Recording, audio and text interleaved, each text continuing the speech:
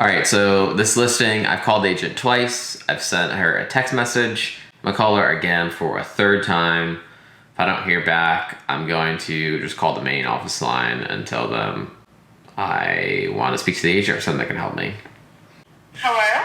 Hey, how are you doing today? I'm good. How are you? Good. Hey, this is Jim Kittredge. I had shot you a text and gave you a call about a listing you've got out in North Carolina.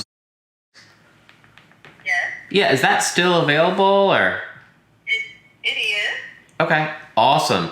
So I'm an investor. I've got 58 rental properties currently. Most of them are in and kind of the edge of. Is there a tenant in the house? No, there is no tenant. Sorry. What are the sellers looking for primarily? They want to, get rid of the house, but they also want what they feel it's worth. And so Yeah. it's just been kind of firm. Okay.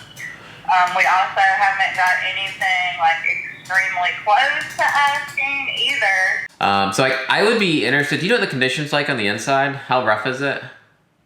It's kind of bad. I have pictures of the inside. I just didn't post them. I figured if people were really serious, they'd reach out to me, and then I would send them the pictures. So if this is your phone number, I can send you some pictures of the inside. It needs to be completely flipped. The foundation needs some work. It needs some love. Wow. Okay. Yeah, it sounds like quite the project.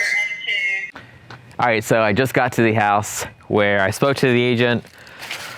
It's currently listed at $85,000. I want to show you. This is what it looks like. It's a pretty cute house at first glance. It's got a lot of potential. Definitely needs some sprucing up because it looks pretty plain from the outside. But first thing I look at when I come to a house is check out the neighborhood. That neighbor looks like a nice house. Everything looks pretty decent. That one looks like it might need a little bit of work. But overall, the street isn't bad. This is probably one of the worst houses on the street. Vinyl siding looks like it's in decent shape here. It's got vinyl windows I see immediately. I also see it's got this huge garage that is in pretty rough shape. I'll have to replace the siding on that. Assume new garage door, new trim. Roof, what I'm looking at, shingles look like they're good condition. I'm not seeing any sag in the roof. That's a really important thing to look for. If there's sag in the roof, that means it's got structural issues with the framing. Some older houses have issues there. Looks like it's got a updated electrical panel. I'm guessing it's 200 amp service. I think it's huge. Yep, 200 amp service, which is good. It's grounded, but it's grounded, looks like to the same spot. You can see that right there. It's either water damage or termites. Probably both. These sheds are being removed. It's got a huge pit bull over there. So the siding in the back is cheap. They didn't actually vinyl side it. It's unfortunate. That window either needs to be replaced or just the trim. I'd probably just replace the whole window with vinyl. The vinyl window again. But let's take a look at the inside, and I have not seen this property yet. I got this old lockbox code. All right, the moment of truth. All right, so I'll leave the window open so we can see better. Got some hardwoods, got some water damage. These hardwoods are very uneven, they're buckling. You can see the foundation drooping over there. Drywall work, this tape is really shoddy. You can see roof leak, probably older. Look at this electrical outlet right here. This house is in rough shape. See that flooring dip? That's not good. That means the joist underneath here is failing, or the foundation. So we've got one bedroom in here, foundation issues, drywall issues. Look at these outlets here. See that hole in the, that makes you think the outlet's not working or there's electrical work done, which means I probably have to get my electrician to replace it or fix it. And then there's another one done outside of the wall, which is always a great sign. Insulation, there's a closet that's being shared. I mean, this whole floor, it's hard to see in the video, but the whole floor is wonky. Got another bedroom in here. This is what like a lot of bedrooms look like when I buy houses, like dirty, smoking, needs some drywall work, needs to fix the ceiling. But this foundation everywhere is uneven. Like this floor, I don't know how well you can see it, but it's right here, it's peaking. And it's like that everywhere. And then in here, it's really bad. This is just sheet vinyl, but you can see the ridges in it. That's the floor underneath being uneven. Bathroom is small. It's got a little stand-up shower. And this bathroom probably needs $6,000 in work by itself to redo. Kitchen is not bad, actually. The kitchen is not bad here. Flooring is uneven, but the cabinets are in good shape. Their countertops are okay. I mean, I'd replace that faucet. The knobs are okay. This is not bad in here.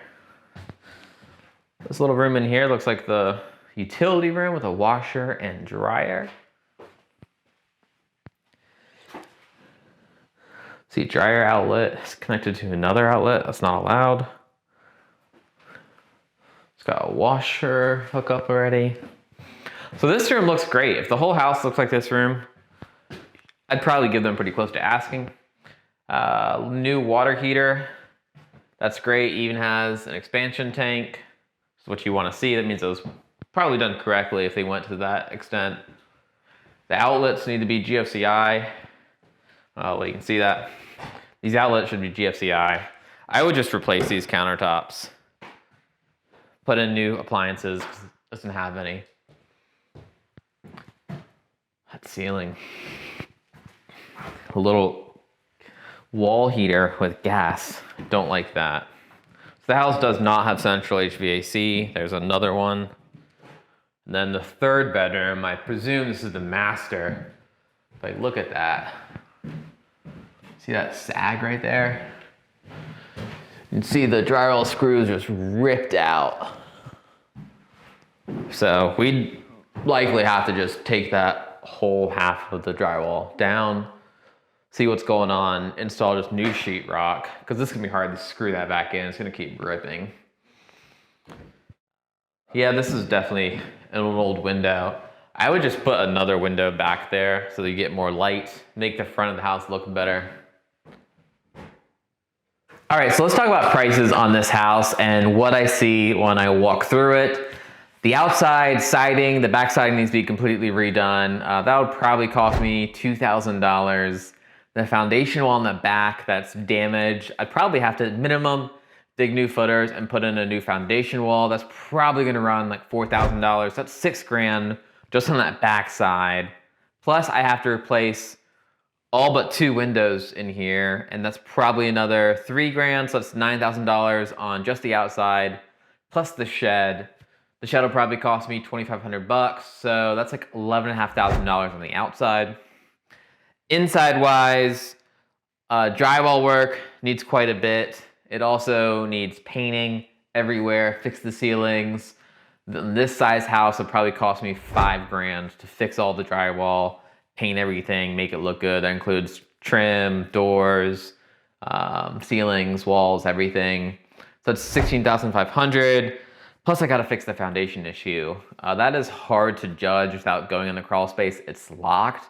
But just on what I see of getting this floor level, it's probably gonna be another like $3,000 or $4,000. So that's like 20 grand right there. And then I have to redo the floors. So that'll be 23 grand in total. And then I have to redo the bathroom. That'll be $30,000 in total. And then I need appliances. So call it $32,000. And then I also have the electrical, probably budget 3 grand for that. So I'm at $35,000 in a rehab. And there's probably another $5,000, $6,000 in stuff I don't know about. That's not in this budget that I can't see right now. So we're probably at like a $40,000 rehab. This house, they're asking $85,000. Fixed up, it should rent for about $1,300 a month. Now, my quick math without needing to get out an Excel sheet, with today's rates, I'm looking for like about a 1.3% rent to purchase ratio. And what that means is you take your rent of $1,300 and you divide it by your purchase plus rehab, your total cost to buy the deal. You divide that number, and I want to see it be 1.3% or more. So that means that if this house is $1,300 a month in rent, I need to be all in for 100 grand. It needs 40 grand at work, which means my max offer should be like $60,000, which is a bit less than what they're asking for 85,000. That's my max offer, and that doesn't include like all the stuff I don't see. It includes a little bit of that.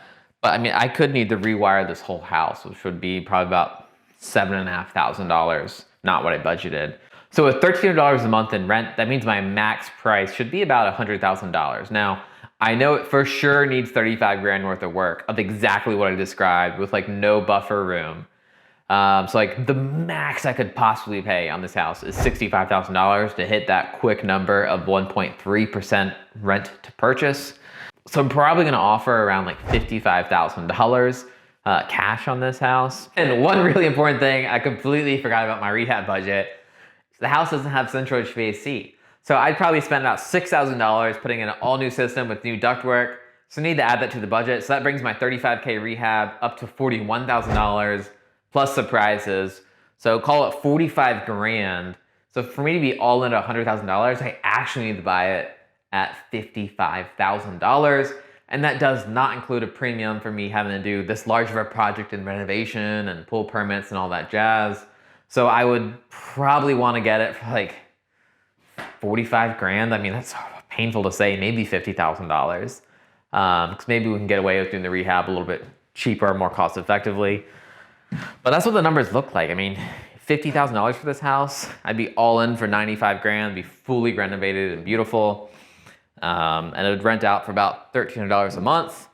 And it'd probably take our cruise 3 months, maybe 4 months to complete. So I'm gonna head back to the office. I'm gonna call the agent, let her know what I saw, let her know, what it needs in work, so she knows what to expect. And then if she says, hey, still write up an offer, then I'm gonna write up an offer after crunching the numbers again and send it over to her. It'll probably be somewhere between like $40,000 and $60,000 offer if I had to guess. Probably somewhere right in the middle of that. But we'll see what happens. I mean, she says the seller is stuck on her number of $85,000, but it doesn't hurt to throw an offer out. Got one accepted last week where the seller was stuck on 85. It's under contract at $53,000. The first offer fell through from financing. So just go out there and make offers, guys. Look at houses, make offers that make sense for your numbers.